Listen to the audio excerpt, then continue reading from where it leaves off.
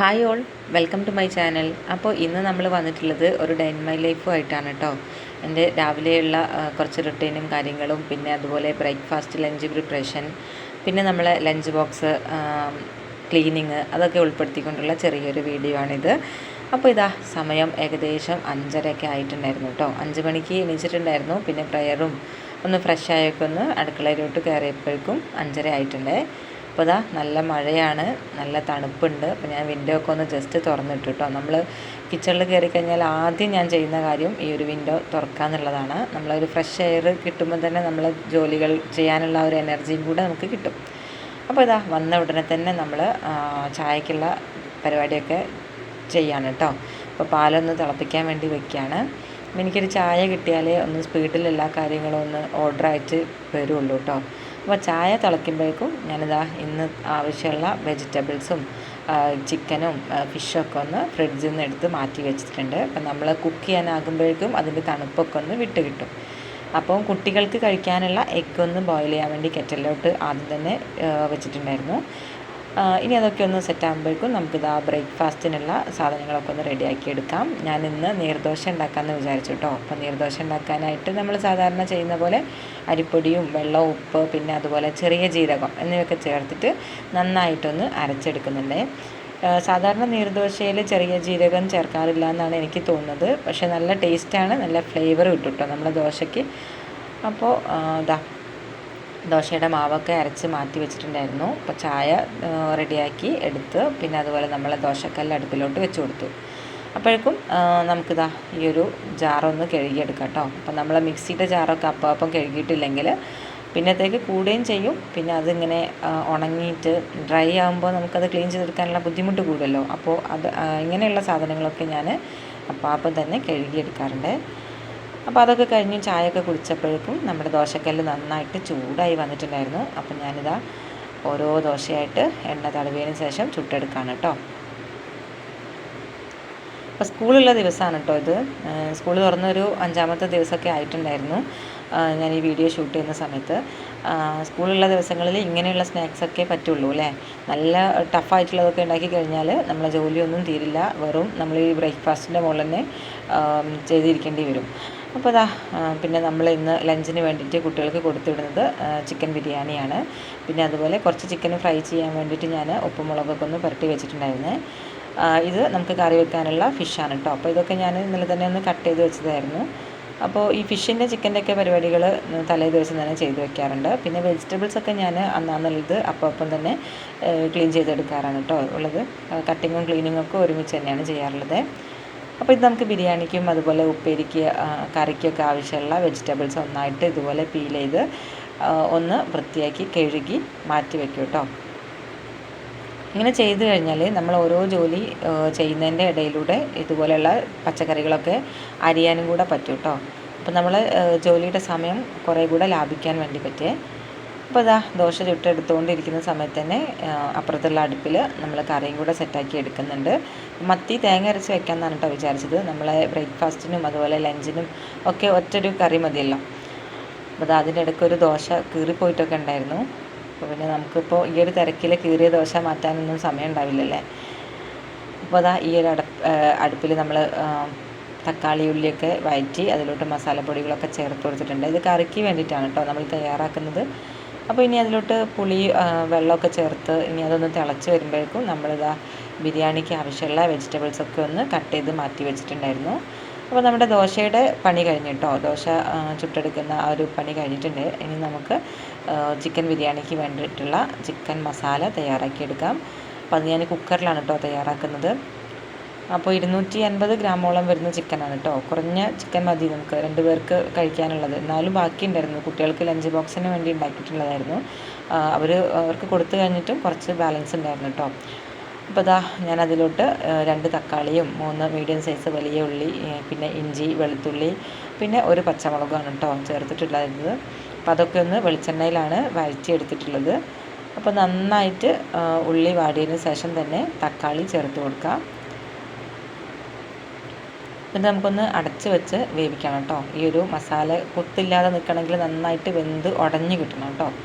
അപ്പോൾ ആ ഒരു സമയം കൊണ്ട് തന്നെ നമ്മുടെ മത്തിക്കറിയുടെ ഇത് സെറ്റായി വന്നിട്ടുണ്ടായിരുന്നു, നല്ലോണം തിളച്ചിട്ടുണ്ടായിരുന്നു. അപ്പോൾ ഞാൻ അതിലോട്ട് ക്ലീൻ ചെയ്ത മീനൊക്കെ ഒന്ന് ചേർത്ത് കൊടുത്തു, പാകത്തിനുള്ള ഉപ്പൊക്കെ ചേർത്ത് നന്നായിട്ടൊന്ന് റെഡിയാക്കി എടുത്തേ.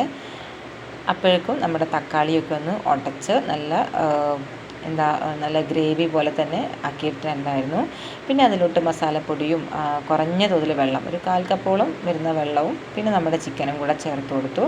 ഇതിൽ ചേർത്തിട്ടുള്ള മസാലപ്പൊടികൾ എന്ന് പറയുന്നത് മല്ലിപ്പൊടി, ഗരം മസാല, പിന്നെ മഞ്ഞൾപ്പൊടി, കുറച്ച് ചിക്കൻ മസാലയും പിന്നെ ഒരു ലെമണിൻ്റെ പകുതി നീരും ചേർത്തിട്ടുണ്ടായിരുന്നു കേട്ടോ.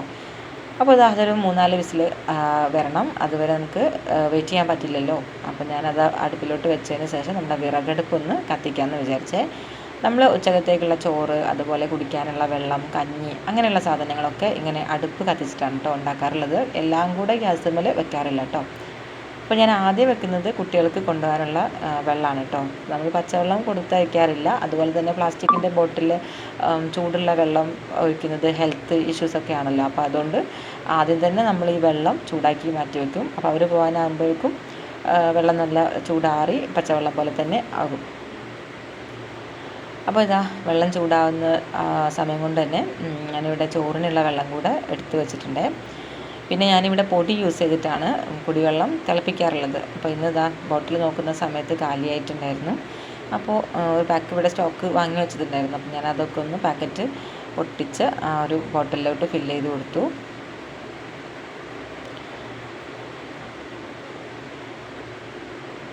അപ്പോൾ ഏകദേശം സമയം 7 മണിയോട് കൂടിയൊക്കെ ആയിട്ടുണ്ടായിരുന്നു കേട്ടോ. അപ്പോൾ മോന് മദ്രസ ഉണ്ടെന്ന്, അപ്പോൾ മദ്രസ തുടങ്ങുന്നത് 7:15 കൂടിയൊക്കെയാണ്. അപ്പോൾ ഞാൻ വേഗം അവനെ വിളിച്ചുണർത്തിയിട്ടുണ്ടായിരുന്നു. അപ്പോൾ അവന് കുളിച്ച് വരുന്ന സമയം കൊണ്ട് അവൻ്റെ പാൻറ്റും ഷർട്ടും ഒക്കെ ഒന്ന് അയൺ ചെയ്ത് വെക്കാമെന്ന് വിചാരിച്ചു. അപ്പോൾ മൂത്ത മോളുടെ കാര്യം അവൾ തന്നെ നോക്കിക്കോളും, മോൻ്റെ കാര്യം നമ്മളൊന്ന് ഹെൽപ്പ് ചെയ്ത് കൊടുക്കണം. അപ്പോൾ ഇതാ ഞാനതൊക്കെ കഴിഞ്ഞൊന്ന് പുറത്തോട്ട് ഇറങ്ങിയ സമയത്ത് നല്ല മഴ പെയ്തിട്ടുണ്ടായിരുന്നു. അപ്പോൾ കാറൊക്കെ ഒന്ന് ജസ്റ്റ് വാഷ് ചെയ്ത് കൊടുത്തു. പിന്നെ ഇതാ മോനെ മദ്രസയിലോട്ട് ആക്കി കൊടുക്കാൻ വേണ്ടി പോവുകയാണ് കേട്ടോ. അപ്പോൾ നല്ല മഴ പെയ്യുന്നുണ്ട് കേട്ടോ. തിരിച്ച് വരുമ്പോഴേക്കും നല്ല മഴയായിരുന്നു. പിന്നെ ഞാൻ നേരെ അടുക്കളയിലോട്ട് വന്ന സമയത്ത് നമ്മൾ അടുപ്പും പുകയൊക്കെ പോയിട്ടുണ്ട് കേട്ടോ. എന്നാലും വെള്ളം നന്നായി തിളച്ചിട്ടുണ്ട്.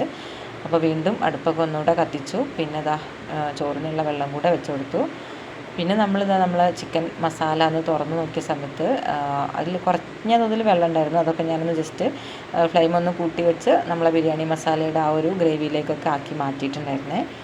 എന്നിട്ട് നമ്മൾ അതേ കുക്കറിൽ തന്നെ റൈസ് വെക്കാൻ വേണ്ടി പോവാണ്. അപ്പോൾ അതേ കുക്കറിൽ തന്നെ നമ്മൾ ഓയിൽ ഒഴിച്ച് കൊടുത്തു.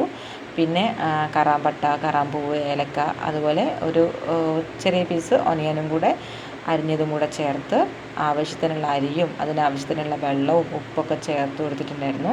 എന്നിട്ട് നന്നായിട്ട് മിക്സ് ചെയ്ത് സാധാരണ നമ്മൾ നെയ്ച്ചോറൊക്കെ വെക്കുന്ന പോലെ വെക്കാമെന്ന് വിചാരിച്ചു. അപ്പോൾ ഒരു 4-5 വിസിൽ വരണം, നന്നായിട്ടൊന്ന് വെന്ത് വരണം.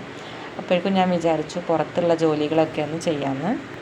നമ്മുടെ ചെറിയ ബേബിയുടെ ഡ്രസ്സ്, അതുപോലെ യൂറിനുള്ള ഡ്രസ്സൊക്കെ ഞാൻ ഈ പുറത്ത് കല്ലിലാണ് കേട്ടോ അലക്കാറുള്ളത്. വാഷിംഗ് മെഷീനിലാണ് ബാക്കിയുള്ളതൊക്കെ അലക്കാറ്.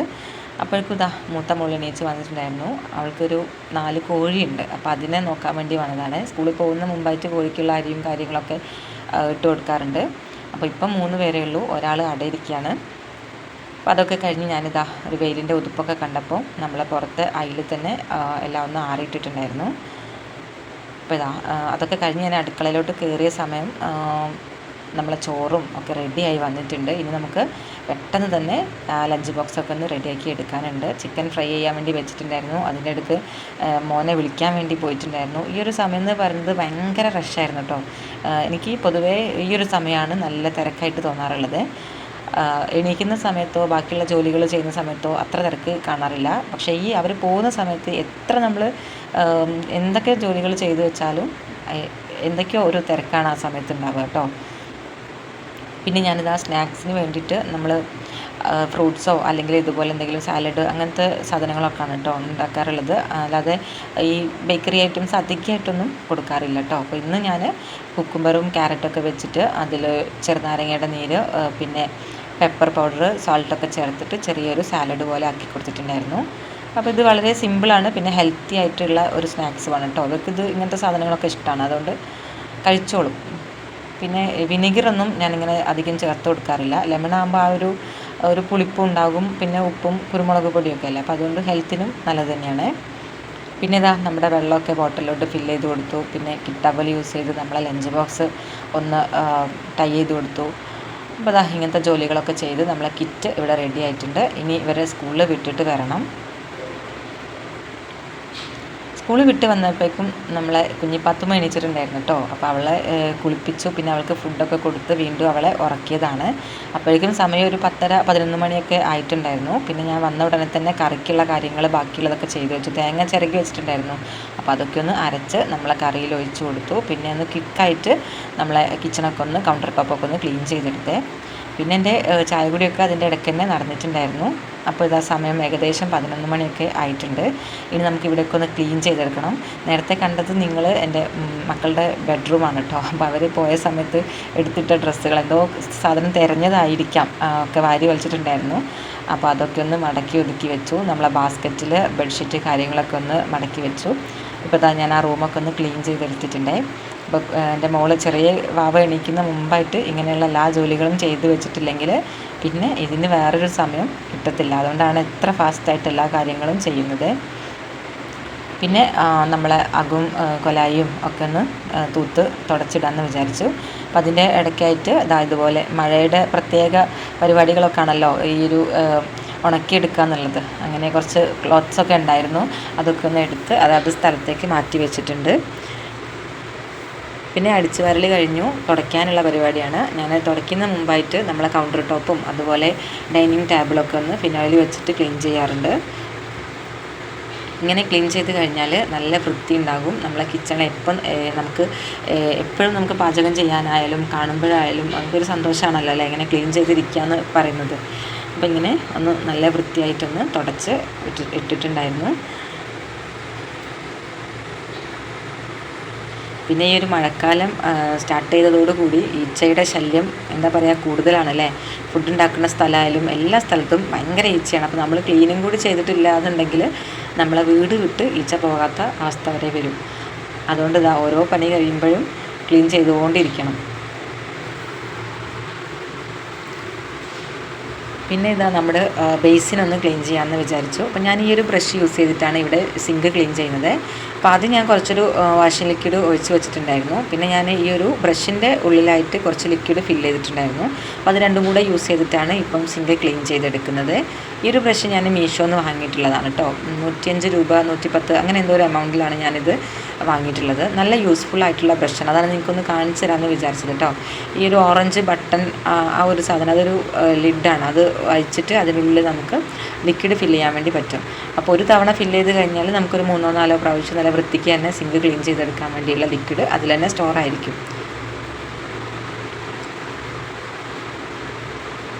ഇങ്ങനെയുള്ള 2 ബ്രഷ് ഞാനൊരു കോംബോ ഓഫറിൽ വാങ്ങിയതാണ് കേട്ടോ.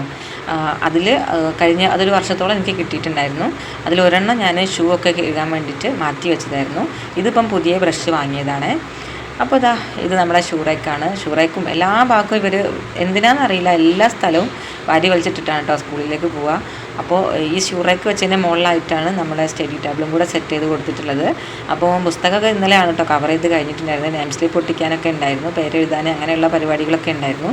അപ്പോൾ അതൊക്കെ ഇന്നലത്തോടു കൂടി കഴിഞ്ഞു. അപ്പോൾ അതുകൊണ്ടായിരിക്കും ഇങ്ങനെയൊക്കെ പരത്തിയിട്ട് പോയതെന്ന് വിചാരിക്കുന്നത്. വന്നു നോക്കിയ സമയത്ത് ഫുൾ അലങ്കോലമായിരുന്നു. അതൊക്കെ ഒന്ന് വൃത്തിയാക്കി എടുത്തു വെച്ചു. പിന്നെ നമ്മുടെ സ്റ്റെയറിൻ്റെ അടിയിലായിട്ടാണ് ഈ ഒരു ടേബിൾ സെറ്റ് ചെയ്തിട്ടുള്ളത്. അതുകൊണ്ട് തന്നെ അതിൻ്റെ ഉള്ളിൽ എന്ത് ചെയ്താലും പുറത്തോട്ട് നമ്മളങ്ങനെ കാണില്ല. അതുകൊണ്ടാണ് ഒന്നാമത് എപ്പോഴും അവിടെ കണ്ണെത്താത്തതാണ് അതിങ്ങനെ വൃത്തികേടാക്കി കിട്ടുന്നത്. നമ്മൾ ക്ലീൻ ചെയ്ത് കഴിഞ്ഞു.